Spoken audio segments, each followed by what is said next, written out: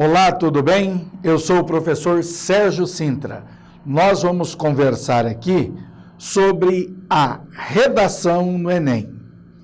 Aliás, se você não sabe, no último Enem, dos mais de 6 milhões que fizeram a prova, grande parte, algo em torno de 4 milhões e meio, levaram nota abaixo de 600, num total de 1.000 pontos.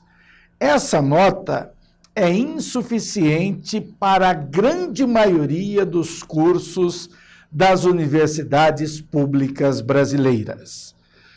Hoje, nós vamos começar o nosso bate-papo falando da tipologia textual exigida pelo Enem, que é a tipologia dissertativa argumentativa.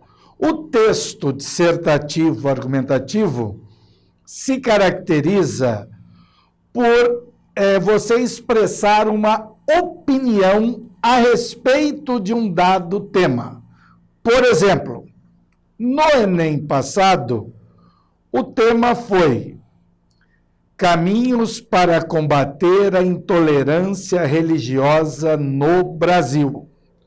Ora, você teria que, primeiro, destrinchar esse tema. Como assim? Olha, se houver verbo, você grafe o verbo. No caso aí, nós temos o verbo combater. Depois, os substantivos. Caminhos. Intolerância. Depois o adjetivo. Que tipo de intolerância? Religiosa. Onde? No Brasil. Então não era para você falar de religião. Era para você falar de como combater a intolerância em relação à religião. Então é muito importante que você desconstrua o tema para entendê-lo perfeitamente, grifando os verbos, depois os substantivos e, finalmente, os adjetivos. Bom, existe uma pequena diferença entre tema e assunto. O assunto foi intolerância. O tema foi o combate à intolerância religiosa no Brasil. O assunto é mais amplo. O assunto é mais genérico, o tema é mais restrito, o tema é mais particular. Voltando à estrutura do texto dissertativo argumentativo, você pode perceber que a estrutura do texto dissertativo argumentativo é composta de 3 partes. A primeira parte, uma introdução, geralmente composto por apenas um parágrafo. A segunda parte, o desenvolvimento, composto por 2 ou 3 parágrafos. E eu explico, por que 2 ou 3? Depende do número de argumentos que você for utilizar para defender a sua tese, a sua opinião, o seu juízo de valor. Então, se você tiver 2 argumentos em defesa da tese, você fará 2 parágrafos de desenvolvimento. Se você tiver 3 argumentos em defesa da tese, você fará 3 parágrafos de desenvolvimento. Para cada argumento, 1 parágrafo. Compreendido isso? E a última parte, que é a conclusão.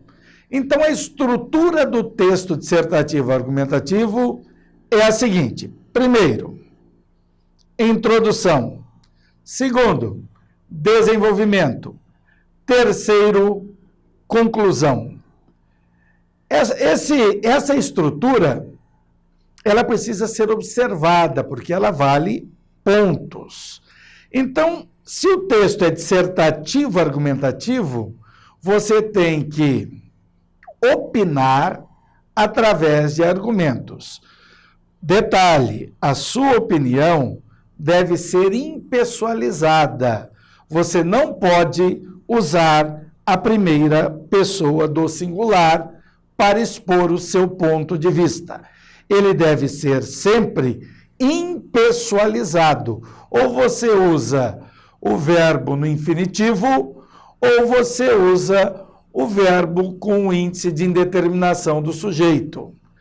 E, esporadicamente, você pode usar o verbo em terceira pessoa do plural ou em primeira pessoa do plural. Bom, agora vamos falar um pouquinho do que seria a introdução. A introdução, ela tem que conter basicamente duas coisas. Primeiro, a contextualização. Segundo, a tese. Então, na introdução tem que ter contextualização e tese. Vamos supor assim, para você entender melhor, que o tema seja essa garrafa de água mineral que você está vendo aqui. Essa garrafa de água mineral, ela é azul, translúcida, transparente. A tampa é um azul mais escuro. Ela tem um formato cilíndrico, levemente achatada no meio, e ela contém mais ou menos 500 ml de água, ou de qualquer outro líquido que você queira colocar aqui. Então, o tema é esta garrafa.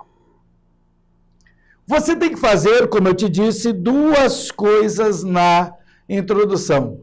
Você tem que contextualizar o tema e você tem que emitir um juízo de valor, uma opinião, uma tese. Vamos à primeira parte. O que é contextualizar o tema? Nada mais é do que você apresentar fatos sobre o tema. É bastante simples. Então, olha os fatos que nós temos a respeito do tema garrafa de água mineral. É azul. 2 tons de azul. É cilíndrica. Tem um ligeiro achatamento, afunilamento no meio. Cabem 500 ml de água. Isso é opinião? Não. Isso é constatação de fatos. Você viu e todo mundo que olhar para ela verá a mesma coisa. Não tem jeito de você enxergar que esta garrafa é preta, ou que esta garrafa é rosa, ou de outra cor qualquer que não seja azul. Isso é um fato, é incontestável. Então, você contextualizou o tema mostrando características dele. Se fosse, no caso do tema que eu já falei aqui, de como combater a intolerância, caminhos para combater a intolerância religiosa no Brasil, para a contextualização você poderia dizer, olha, há alguns anos, um pastor de uma determinada igreja chutou uma santa católica. Esse fato demonstra intolerância religiosa. Ou você pode dizer que, recentemente, em 2015, alguns praticantes do candomblé saíam de um encontro quando foram apedrejados por 2 homens, inclusive atingindo uma criança. Isso são fatos. Isso foi veiculado largamente na imprensa brasileira. Qualquer um poderia falar sobre isso, mas não é uma opinião. É apenas a exposição de fatos. Então, nós aprendemos aqui a contextualizar o tema. No próximo bloco, nós vamos aprender a fazer a tese.